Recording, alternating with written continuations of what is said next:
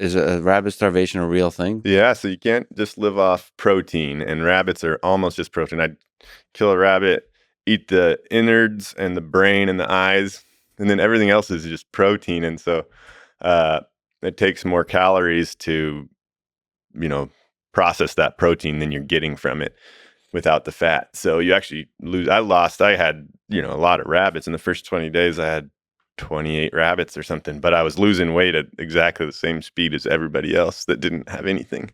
So that's That's interesting. fascinating. Yeah, and I'd never tried that before, so I was wondering if I'm catching a ton of rabbits. I wonder if I can last 6 months on rabbits. But no, you just starve as fast as everybody else. And so I had to kind of learn that on the fly and adjust. I wonder what to make of that. Like, so you need fat to survive. Like, fundamentally, you need Yeah, fat to that's survive. yeah. And you'll notice when the wolverine came or when animals came, they would eat the skin off of the fish. They would eat the eyes. They'd steal the moose fat. Eyes They'd have leave fat? all the meat. Yeah, Mm, like behind the eyes is a bunch of mm. fat. So yeah, you can kind of observe nature and see what they're eating and know where the gold is.